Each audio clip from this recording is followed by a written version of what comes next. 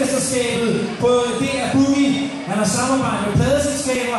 Jeg har haft ham som elev, da han ikke var særlig gammel. Han er 27 år. Bor i Kalundborg.